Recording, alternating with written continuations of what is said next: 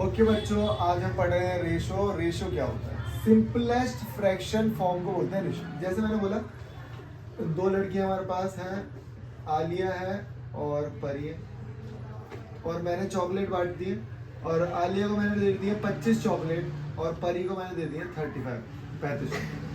तो मैंने बताया कि किस रेशो में दोनों को मैंने डिस्ट्रीब्यूट करी, किस रेशो में। तो रेशो का मतलब क्या है? आप उनको फ्रैक्शन में लिख दोगे, डिवाइड करके लिख दोगे, ठीक है। अब वो कुछ भी पूछ सकता है। मैं पूछ सकता हूँ आलिया और परी का रेशो, या फिर मैं पूछ लूँ परी और आलिया का रेशो क्या है ना। तो आप इनको कट करोगे। कट किससे करोगे ये तो पता ही है आपको, बचपन में आपने सीखा होगा कट कैसे करते हैं। सेम नंबर से कट होगा। तो मैंने देखा दोनों 5 के टेबल में आते हैं, क्योंकि लास्ट में 5 है, तो यहाँ आ जाएगा आपका 5 और यहाँ पे आ जाएगा 7। तो आलिया को 5 और ये इसको, ये रेशो हो गया। ये क्या हो गया हमारा? एक रेशो। ओके, अब मैं यहाँ पे एक आपको क्वेश्चन क्रिएट कर रहा हूँ, ध्यान से देखना। अब मैंने बोला कि मेरे पास है चॉकलेट 60। टोटल चॉकलेट कितनी है मेरे पास? 60। तो मैं यहाँ लिख रहा हूँ टोटल चॉकलेट मेरे पास है 60। और मैंने बोला जो 60 चॉकलेट्स हैं उनको मैंने आलिया और परी में डिस्ट्रीब्यूट कर दिया, ठीक है। तो मैंने बोला, लेकिन मैंने जब डिस्ट्रीब्यूट किया है तो मैंने किसी एक रेशो में डिस्ट्रीब्यूट किया। तो मैंने बोला कि मैंने आलिया और परी को 5:7 में डिस्ट्रीब्यूट किया है। किस में डिस्ट्रीब्यूट किया है? 5:7 में। तो और मैंने अब पूछा आपसे क्वेश्चन कि आलिया को कितनी मिली, तो परी को कितनी मिली। तो इसको कैसे सॉल्व करेंगे, तो मैं यहाँ पे आपको समझाता हूँ कि कैसे इन क्वेश्चंस को सॉल्व किया जाता है। तो इधर देखिए, जब भी कभी आपको रेशो की फॉर्म में कोई चीज दे रखी होती है, मैंने क्या बोला, आलिया और परी के पास जो चॉकलेट है वो है 5:7। तो जब भी, अब मैंने बताया ना, ये वैल्यू कुछ भी हो सकती है। हो सकता है 50 और 70। ये वैल्यू तो कट के आई है ना 5:7। तो मेरे को नहीं पता वो क्या वैल्यूज थी ओरिजिनल। तो मैं लेट कर लूंगा कि 5x एंड 7x। आलिया के पास कितनी चॉकलेट है? 5x। परी के पास कितनी चॉकलेट है? 7x। दोनों के पास मिला के 60 है। तो मैं क्या लिखूंगा? 5x plus 7x is equal to, बोलो, 60। दोनों के पास 60 तो है। फिर मैं इन दोनों को ऐड कर दूंगा, 12x इज इक्वल टू 60। अब देखो ध्यान से, इस 12 को इससे डिवाइड कर देंगे, ऐसे लिखेंगे 60/12। तो मैंने देखा यार ये तो वैल्यूज कट रही है। तो वैसे तो आपको टेबल आने चाहिए, नहीं तो आप 2 से कट करो, फिर 2 से कट करो, ऐसे भी कर सकते हो, नहीं तो आप डायरेक्ट भी कर सकते हो।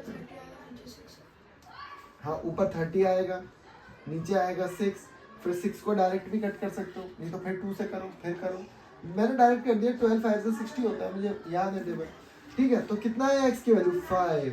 तो मैंने बोला आलिया के पास कितनी चॉकलेट थी? आलिया के पास तो 5x चॉकलेट थी। 5x, अच्छा 5 इंटू x कितना है? 5 है, इसका मतलब आलिया के पास 25 थी, और परी के पास थी 7x। तो मैं लिखूंगा 7x। अब x की वैल्यू पुट कर दूंगा इसमें, तो ये आ जाएगा हमारा 35, ठीक है। बहुत ही आसान क्वेश्चन, बहुत ही आसान, मतलब कोई भी कर लेगा इसे। आप सुनो, आप कह रहे थे ना आपको नहीं आ रहा समझ में। If there are 45 person working in an office, total person कितने? 45। If the number of female is 25, तो दो ही मेल और फीमेल दो लोग काम करते हैं। तो मैंने बोला टोटल कितने हैं? 45, और फीमेल कितनी है? 25। तो क्या मैं मेल निकाल सकता हूँ? कैसे? माइनस करके। तू कुछ और बोलने वाला था क्या? 20। तो 20 हमारे मेल्स आ गए। अब बोला है, और ये भी बोला है रिमेनिंग आर मेल्स, जो बचे हुए वो मेल्स है। Find the ratio of female upon male. तो फीमेल कितनी थी मेरी? फीमेल थी मेरी 25। मेल कितने आ गए? 20। अब ये कट हो रहे हैं, 5 से कट हो रहे हैं, तो इसे 5 से कट कर दो, 5/4। अच्छा, मेल अपॉन फीमेल पूछा है, तो इसको कर देंगे आप उल्टा। इसे क्या कर देंगे? उल्टा। हो गया क्वेश्चन। ओके बच्चों, गिव 2 इक्विवेलेंट रेशियो ऑफ 6:4। अब यहाँ पे 6:4, पहले मैं देखता हूँ क्या ये कट रही है। तो ये कट रही है। अगर 6:4 को मैं कट कर रहा हूँ तो ये कट करके आ रहा है 3:2। अब आप किसी भी नंबर से इसको मल्टीप्लाई कर दो, लेकिन मल्टीप्लाई करोगे तो ऊपर भी उतना ही करना, नीचे भी उतना ही करना। मैं बोल रहा हूँ मैं ऐसे 10 से मल्टीप्लाई कर रहा हूँ तो 30/20। मैं बोल रहा हूँ मैं ऐसे 100 से मल्टीप्लाई कर रहा हूँ 300/200। मेरा मन कर रहा है मैं ऐसे 5 से मल्टीप्लाई कर रहा हूँ तो 5 से ऊपर करूंगा और 5 से नीचे करूंगा। अगर आप इसे कट करोगे तो एक कट करके 3:2 ही आएगा हमेशा, ठीक है। ओके, अब देखो यहाँ फिल इन द ब्लैंक्स है, तो इसे करने के दो तरीके हैं। पहला तरीका बताता हूँ सिंपल, कि ये पहले कॉलम ले लेते हैं कि ये दोनों चीजें बराबर है, इसमें ना दिमाग लगाना पड़ेगा बस हमें। अब आप बताओ मुझे परी, 6 को किससे मल्टीप्लाई करोगी जो 18 आ जाए? 5 से। 6 को 5 से सीधे मल्टीप्लाई 3 से, बहुत बढ़िया।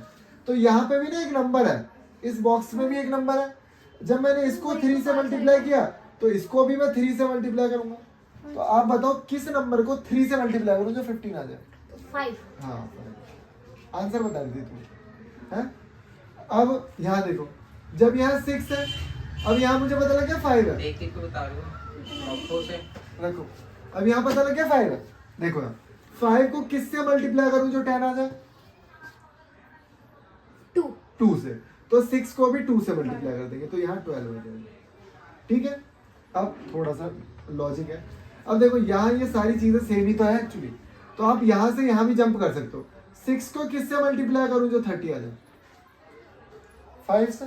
इतना क्यों सोचते हो यार, मल्टीप्लाई 5, तो 5 को भी मल्टीप्लाई करता हूँ, यहाँ आ जाएगा 25। और अगर आप लोग, मैं बताता हूँ, यहाँ मान लो यहाँ पे लिखा है 10/12 और यहाँ पे लिखा हुआ x/30, और आप लोग कंफ्यूज हो जाते हो कि इसे कैसे सॉल्व करेंगे। तो कुछ नहीं करना, इस 30 को यहाँ पे लेके जाओ, 30 को यहाँ लेके जाओगे तो ये 30 से मल्टीप्लाई हो जाएगा और ये वैल्यूज कटेंगी पक्का। तो देखो 10 और 12 2 से कट रहा है, तो 2 से कट करते हैं, 2 5 और 2। अब वैसे तो आप इसे 2 से भी कट कर सकते हो, लेकिन आप 6 से भी कर लो, तो मैं 6 से कट कर रहा हूँ डायरेक्ट। 6 5 6 बन जाए, तो 5 और 5 ऊपर बच गए, तो 5 5 25 आ गया हमारा आंसर। अब ना आपको टेबल अच्छे से याद होंगे तो आप रेशो कर पाओगे, अदरवाइज आप रेशो नहीं कर पाओगे।